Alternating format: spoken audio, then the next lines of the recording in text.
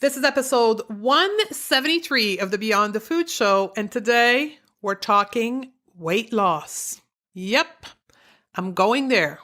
I'm going there because you asked for it. So, you want to lose weight? This is a must-listen episode. This is going to be divided in two-part, and it's going to supersede any other episode that I've ever done on weight loss. Ready? Stay tuned. My name is Stephanie Dodier, clinical nutritionist. I reversed my diagnosis of anxiety, depression, adrenal fatigue, and obesity by going beyond the food. I can tell you one thing, that willpower, discipline, and deprivation aren't the permanent solution to transforming your relationship to food.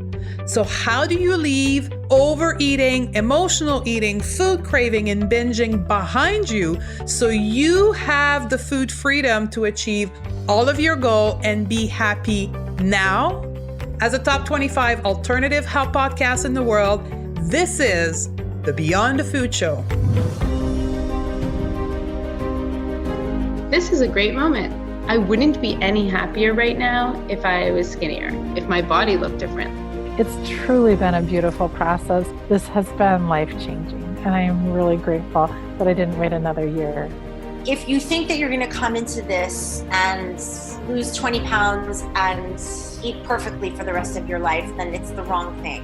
But if you think you're going to come into this and have a life-changing experience, then it's worth every penny and more. The Going Beyond the Food Academy is the result of a lifelong journey in searching for my solution. All along, the solution was right there in front of me, and it's also right there for you, inside of you. You just want to eat normally, have a normal body, perhaps weigh less. You're looking for the solution to eat less, stop overeating, perhaps binging, maybe stop the endless desire to eat what is forbidden, the sugar craving, and you keep searching for the answer as to why your body doesn't want to collaborate with you. And you've tried it all. Willpower, discipline, mental strength, over-exercising, all the diet, while shaming yourself and your body in hope that it would give you what you so desperately desire. What I desired the most, I thought, was weight loss. But really what I wanted was to fit in, to be accepted, to be loved, to be happy unconditionally. What I didn't realize during the 25 years of dieting was that suffering was not necessary. That the answer was right there inside of me. But I refused to see it and accept it because it didn't fit with what I was told the solution was. The Going Beyond the Food Academy is a 14-week journey towards creating and discovering your own solution. Think of it as the university level course that will teach you what you need to know to finally get what you desire the most. The Going Beyond the Food Academy is a lifetime program that will show you what you need to heal why you eat, because that's the real issue, and will teach you a new way of engaging with food from a place of intuition, resulting in a brand new way of how to eat. The outcome of the Going Beyond the Food Academy is what you eat becomes normal, easy, and simple. Ditching dieting and becoming a normal eater. So if you're ready to step into a new version of yourself, be empowered by me as your teacher in our amazing community to make the change you know you need to make, head over to stephaniedodier.com/academy right now. So the Academy has helped me figure out, like you said, feel it, don't fight it. Actually know that if I feel my feelings, I'm going to survive. It's going to be okay. I can sit with those and nothing bad is going to happen to me. Welcome in, ladies. Stephanie here. I have a little bit of a congestion in my nose, so my voice may sound different, and you understand now why. FYI, this is part 1 of part 2 episode 173, and 175. So if you've tripped over this episode, know that you must be looking for part 2. And the topic is, do you want to lose weight? And that's a simple title. And I want you to be prepared for this episode and have an open mind.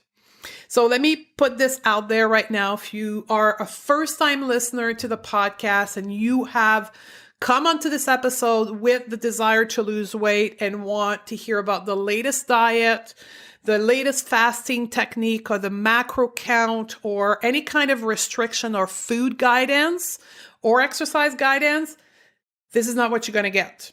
Right? This is not the context of this episode. So you can stop listening right now. There's no point of continuing because this is not what you're going to hear. What we're going to talk about is what you need to consider in your desire to lose weight. For the long-term listener, this is not going to be a surprise to you. It's a very in-depth mental, emotional, and spiritual approach that I put forward in every episode. And this is going to continue when we talk about weight loss.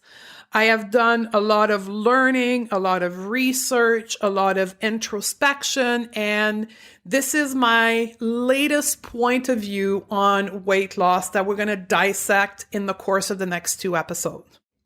Before we start, for those that are listening live, there's 2 events this month in our community. Number 1, we do have a information session, an open house on our signature coaching program, the Going to Beyond the Food Academy, that is happening on January 15th. You can register using the link in the show notes. If you've missed it and you want to know, just email us and we'll send you a recording of the latest info session. We also have our monthly live training. This is free and it's happening January 22nd. And the title of this workshop is in line to what we're going to talk about today. Smart Women Don't Diet. Here's what they do instead. It's not about what, how, and when we eat, rather why we urge to eat. You'll learn to be confident in your body right now without having to lose any weight. You can register to that in the link in the show note. Ready to do this, girls? Let's talk about weight loss.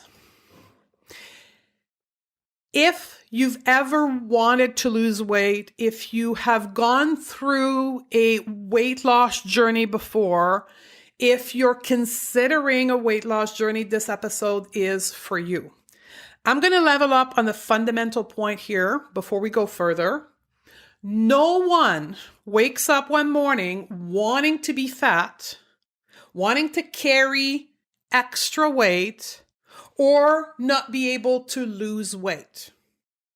We want to be normal.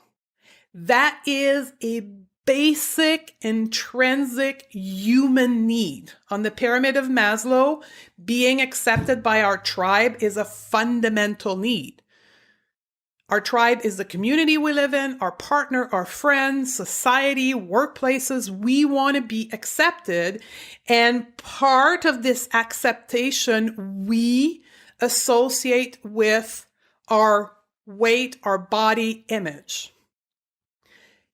The second point I want to level up is all of us are ready to do the work that is being told to us that we need to do to lose weight.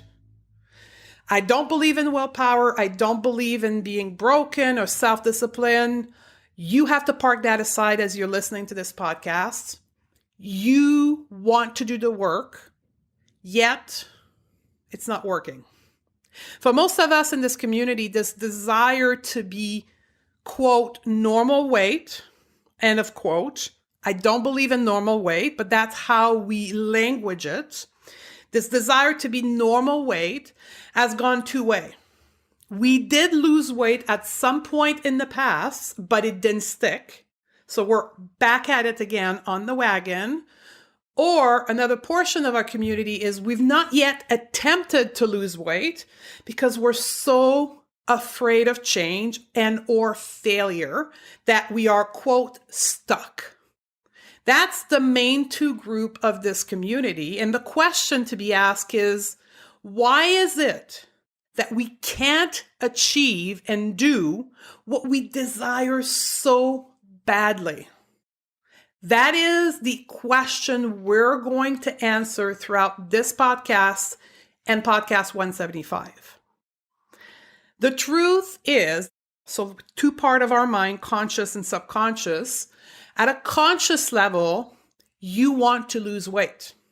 We know that. You want it. There's no doubt in that. Yet at a subconscious level, you are likely not wanting to lose weight. What? Like, what are you saying, Stephanie? No, I want to lose weight. I know, I get it. You want to lose weight at a conscious level, which unfortunately is only 10% of your mental capacity. Your conscious brain is only about 10% of your mental capacity. 90% of your mental capacity is subconscious. So there's a disconnect in your mind from a conscious to a subconscious place. I want you to consider this. Is it possible that your fat, quote, extra weight, unquote, is actually serving you or protecting you and or helping you cope with pain or fear? What if your body fat is protecting you from, say, being attractive or having to engage in intimacy or situation in your life or with a partner?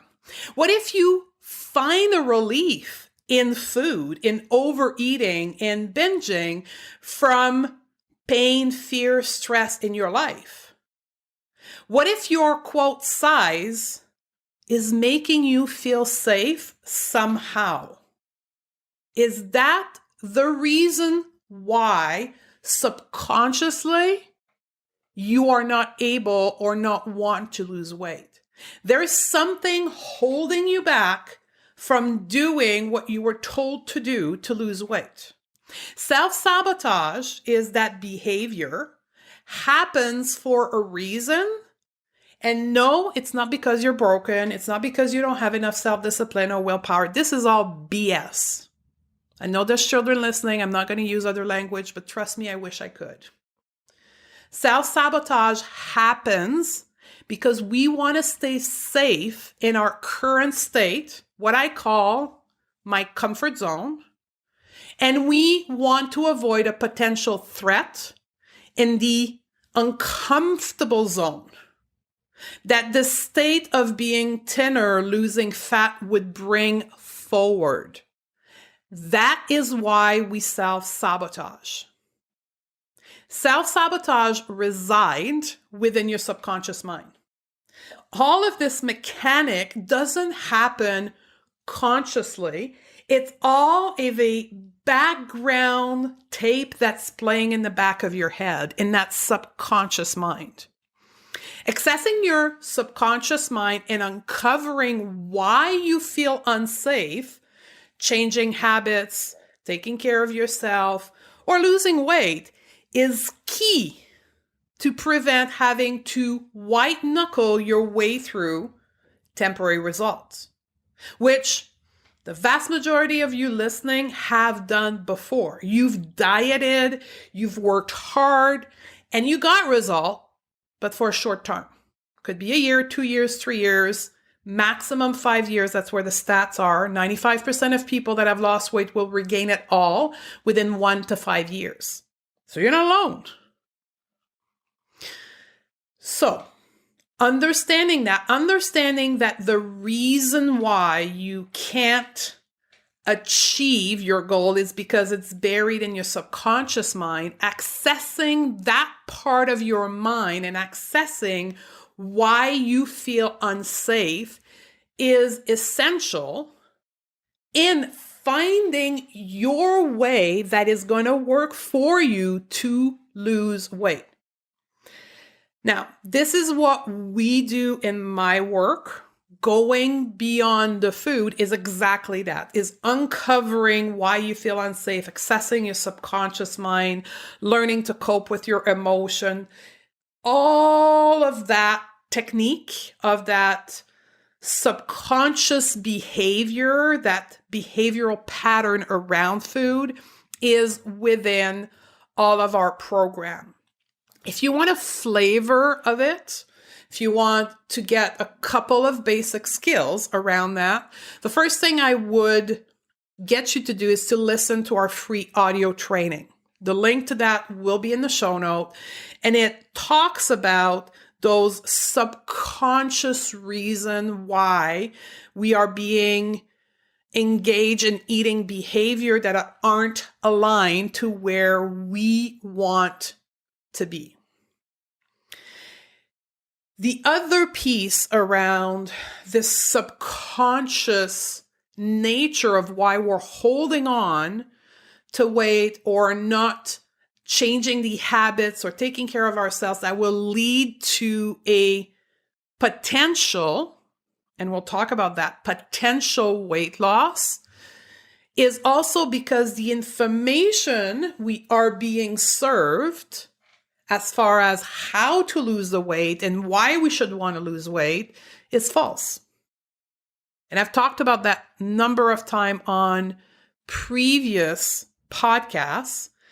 Basically, we are told that it's about what we eat, it's about when we eat, it's about how we eat. And if we can get that straight, we will get the result that we want and we will be healthy and happy. That's what we're being told today. No matter what the name of the diet is, it's irrelevant. The underlying bottom messages to anything, vegan, keto, paleo, recently, Jillian Michaels, whatever the thing is, it's let's teach you or let's give you the rules around what, when, and how. And then the outcome is health and happiness. Life will be perfect once you do my program. You'll be healthy and you'll be happy. The problem is that is false. Now, this is where some of you will start to get triggered. So I want to put this caution, this PSA here. What I'm about to share next is controversial because it goes against everything we are told. And the trigger, the anger, the frustration you may feel is actually a good thing. So if you can stick with me, be open-minded, and understand that this being, quote, triggered, this frustration that you feel is actually a sign from your subconscious mind that there is something for you there to look into, to consider, to learn about. Being triggered is a sign that we need to learn something. So with that in mind, I'm going to talk about the equation that we are being sold that when we lose weight, we will be healthy. That weight loss guarantees health. That a healthy diet, quote unquote, guarantees a healthy weight. All the studies behind my statement that I'm about to make next can be found in the show note. There's an extensive number of studies behind all of that. I've attached 2 very simple documents that you can download their PDF with links to the study. So if you're someone who has a scientific mind or you're a professional listening to this, go check out the studies on both health at every size and intuitive eating. Just like I said in the beginning, there's millions of other women who want to lose weight because they want to live a longer, healthier life and they want to be happy. The truth is, weight is not an indication of health. Normal weight in the North American system being described as BMI, a normal BMI, doesn't guarantee you to be healthy and to live longer. Studies rarely acknowledge factors like fitness, activity, sleep, nutrient intake, weight cycling, quote, yo-yo dieting, loss and gain weight. That's what we refer to as weight cycling. Environmental factors such as exposure to toxins, socioeconomic status, when considering the connection between weight and disease. Yet, all of those factors play a role in our health status. When study do control for all those incremental factors, increased risk of disease disappear or is significantly reduced. What is likely going on here is that these other factors increase disease risk at the same time they increase the risk of weight gain. So bottom line is, when we read statement in the media or in paper that says that health status, cardiovascular health status, high blood pressure are associated with weight, we then make the claim that if we have a normal weight, we'll have a normal blood pressure, a normal cardiovascular health. And the key word here is associated, or often used in study, correlation. Associated and correlation means that the status of the weight is just another factor, not the causation of the health status, of the cardiovascular health, of the high blood pressure, or whatever health other status we're talking about. So there is a significant difference between causation and or correlation and association. And bottom line is, there is not one study that determined that weight cause a health status to go up or down. The next piece about life expectancy, almost all studies indicate people in the overweight or moderately obese category live as long as or longer than people in the normal weight category. I know, shocker, right? What's happening in those studies is they're taking both ends of the scale, the significantly underweight people and the morbidly obese people, and they're extrapolating their life expectancy to say, well, if the morbidly obese people are having a shorter life expectancy, anyone that is overweight is having this life expectancy, when in fact, when you look at the details, it is not the case. So what does affect health? What do we know causes a reduction in health, a reduction in lifespan? Weight cycling.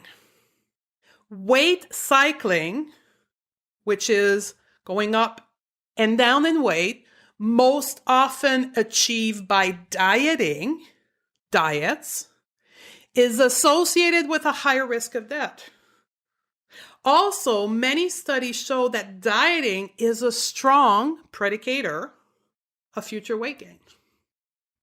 So your weight does not guarantee you to be healthy, but on the other side, dieting, weight cycling, yo-yo dieting will affect your lifespan.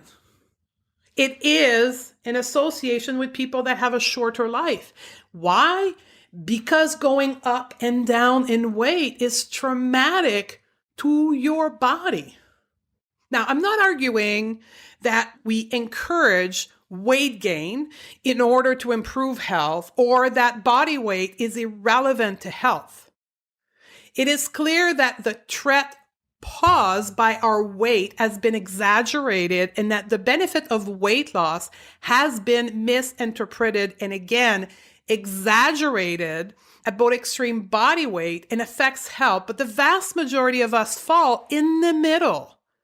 And the damage caused by weight cycling on the physical body and the dieting behavior on our emotion and mental health is far greater.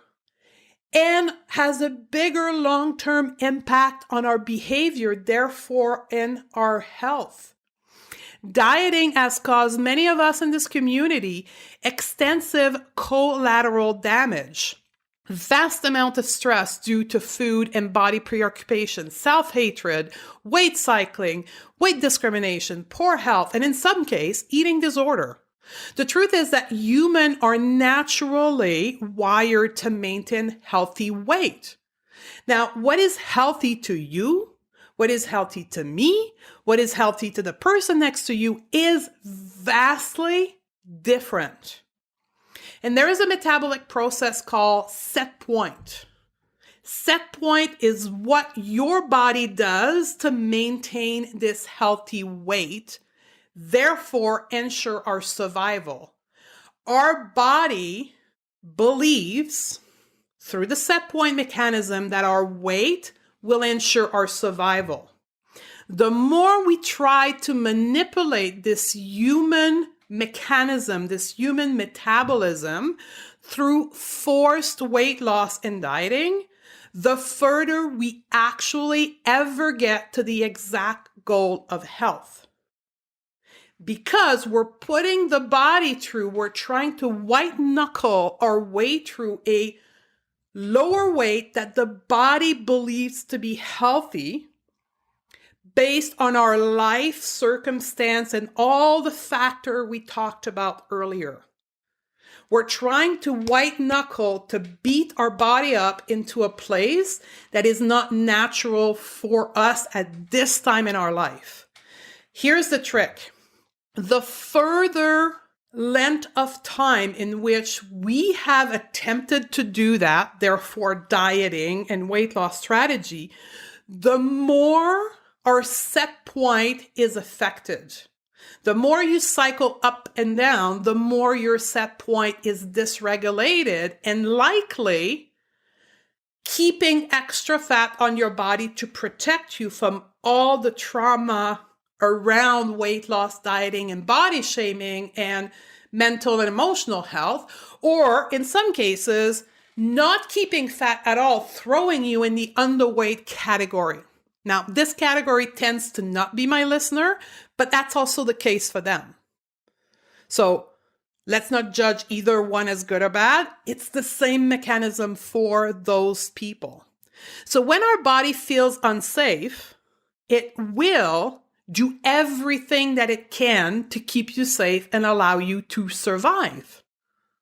So what can you do if we're not chasing weight loss, but we desire to live a healthy and long life, understanding everything that I just talked about?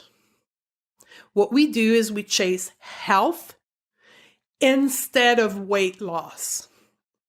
Chasing health will require you to be concerned with, and not exclusively, stress reduction, mental, emotional, spiritual health, clearing negative mental chatter, managing your emotion, improving your sleep quality and quantity, self-care, self-compassion, otherwise known as self-love, as much as you are concerned with food and exercise. So if weight cycling is causing us more harm than health, and if dieting is causing collateral damage, if health isn't a consequence of a normal weight and weight loss, and we have the courage to go against what is being told to us, what is, quote, politically correct, we look up the study, we get around that, and we agree to it, then why are we still wanting to diet and chase weight loss? Because that is what's happening out there. And I see it when we start a new cohort, a student in the academy all the time. Part of the process is we ask our student to park weight loss on the side for the journey of the program so they don't have to worry about this. And for a great percentage, this is an extremely difficult decision and in some cases impossible to do. Although they know everything that I just talked about because we go over that in the first couple of weeks, they still don't want to give up their desire to lose weight and dieting. So the question then is, why? Why do we still seek it if we know that's not going to give us health? So we can no longer say, I'm dieting because I want to be healthy, because it's not the truth. You can be healthy without dieting, without losing weight. Studies are showing it. I'm a living, walking proof of that. I'm in the top 5 percentile of health, and I'm overweight according to BMI. I've always been overweight my entire life, even at my lowest weight. Even when I was 180 pounds, which was a size 6 pants, I was still overweight according to BMI. Now, I'm 6 foot tall. I have a large body frame. I'm very muscular. So I never fit in that BMI, yet I'm healthy.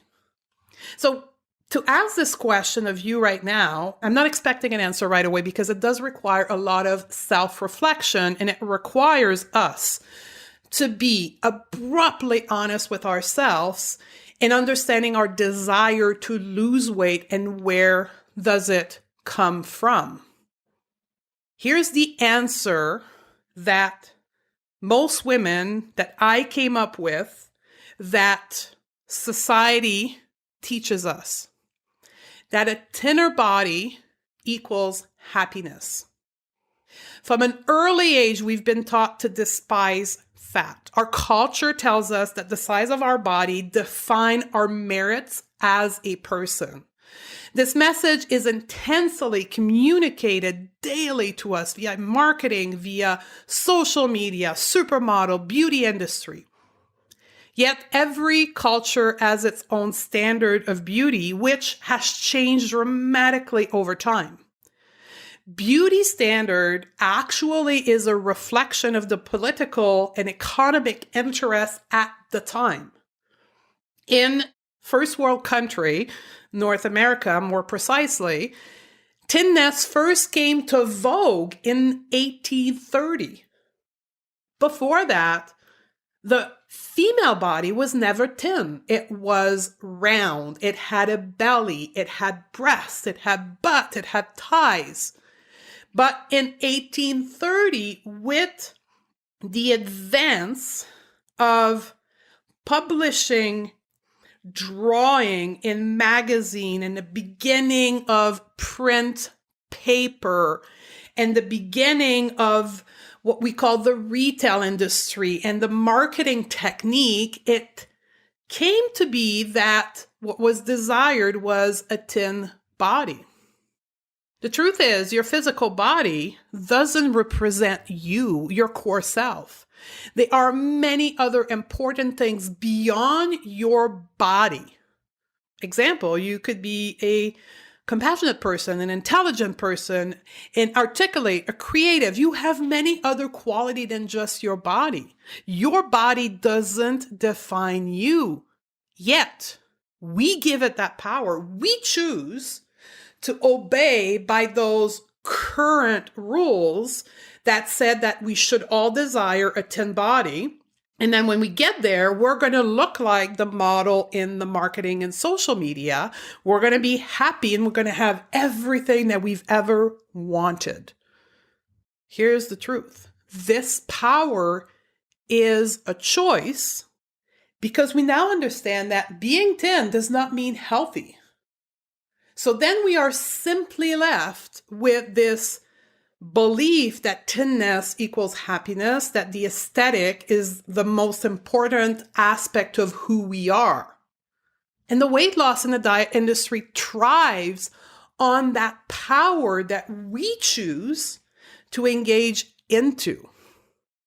Diets assume that we are not good enough as we are currently, right? That our body is not good enough, that we need to change our body, and to do so, we need to deprive ourselves to atone for our sins of overindulgence, of lack of willpower, lack of self-discipline. Dieting keeps us focused on our perceived flaw, on the physical body as being this supreme power in our life. And somehow it's convincing us that self-criticism will serve as a motivation for weight loss and or avoidance of weight regain.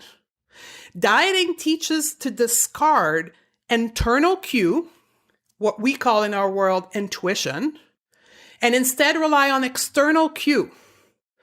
Books, meal plans, guru, macro ratio, diet, keto, paleo, to know what to eat and what our body should look like.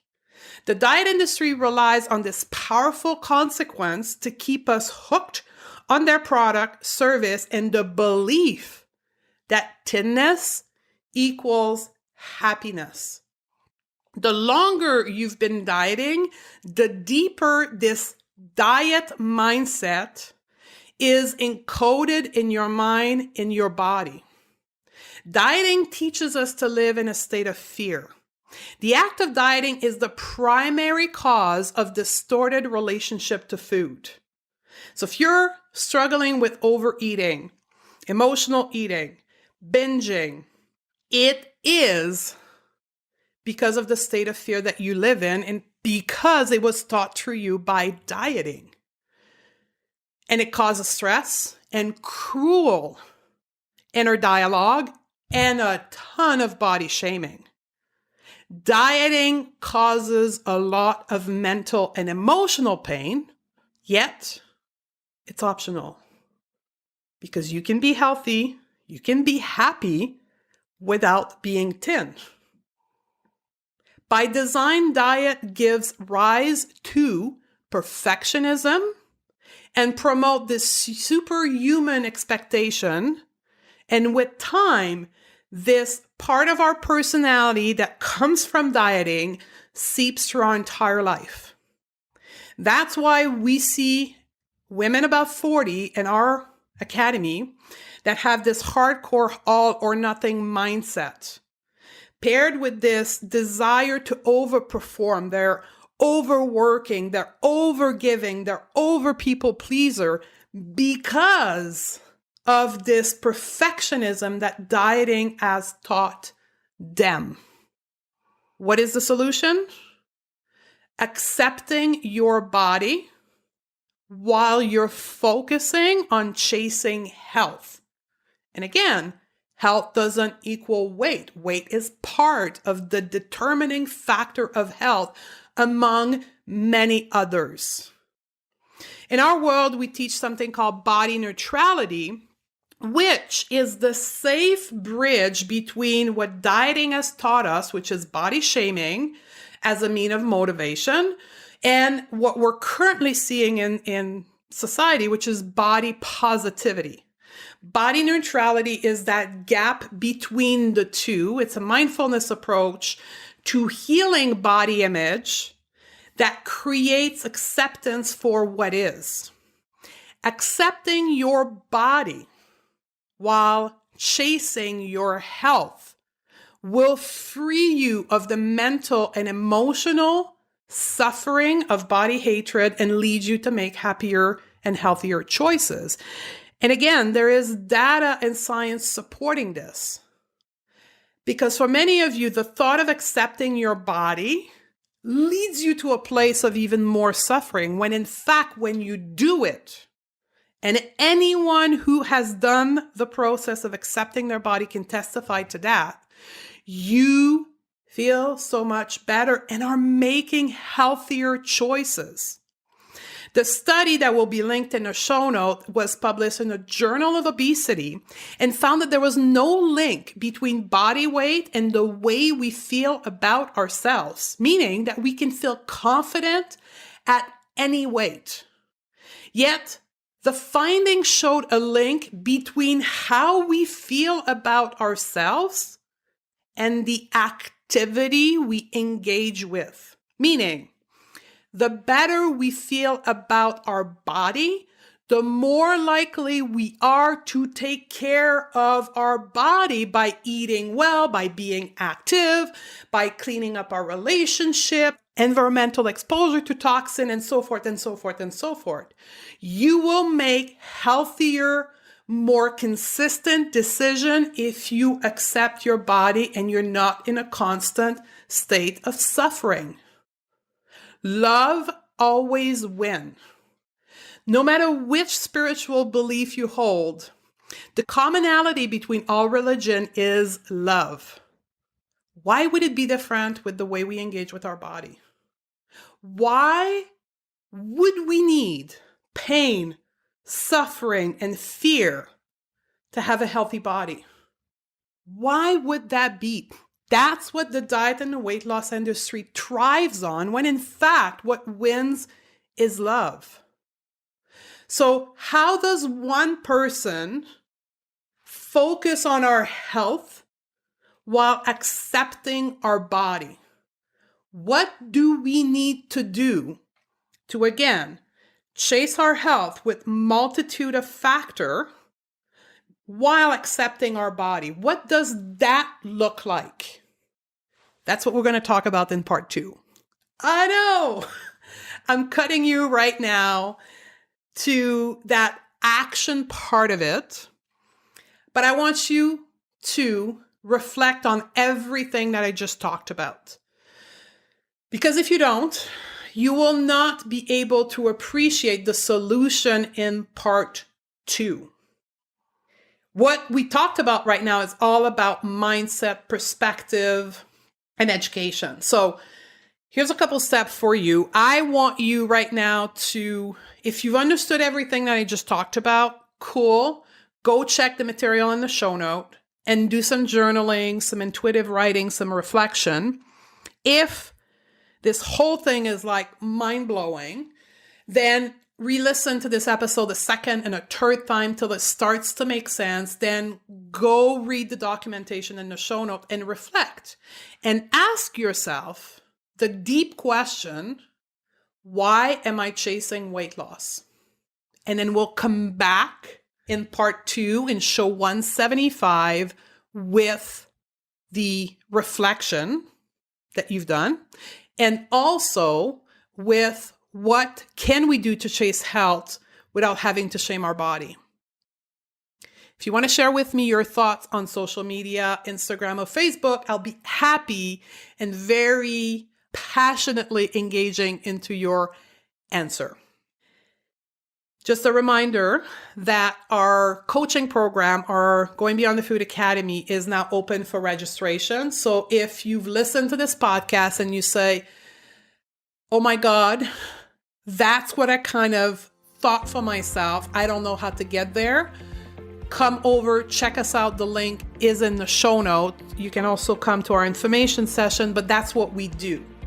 We don't talk about diet. We don't talk about food. We play and teach you how to look at your health, your weight, your relationship, and to your body in a completely new manner. So I'll see you over in episode 175. I love you, and I look forward to hang out with you on the next episode. Do you wish your relationship to food and perhaps your body was easier? Do you wish you could make peace with food and your body? Most women will describe the state of being as having food freedom. And likely you've tried potentially everything to get there, and you are certain that something is seriously wrong with you. Maybe you're thinking that more restriction has to be the solution. I get it, and trust me, I've been there too for almost 27 years. You see, what most struggling women never ever realize is that how you engage with food in your body has little to do with food itself. Sadly, most women rely on outdated strategy like restriction and willpower and discipline as their solution. Things like the black and white mindset, the diet pills, the cheat day to control their urges. But you and I know that has nothing to do with food freedom. So that's why I want to share with you the assessment that I use in my clinic with my one-on-one client to identify what is holding them back from food freedom. And quite frankly, it's different from anything you've done before. I've created the Food Freedom Score, this assessment tool, to give you an idea of where you should be focusing on. During this quiz, I'm going to take you through 10 simple yes or no questions that will allow you to assess the sticky point with your relationship with food and your body. Plus, I'll coach you at the end on specific steps you need to take to move forward to get your food freedom. So if you're ready to step into a new version of yourself and create a new relationship with food and your body, head over to stephaniedodier.com/quiz, and I'll see you on the other side.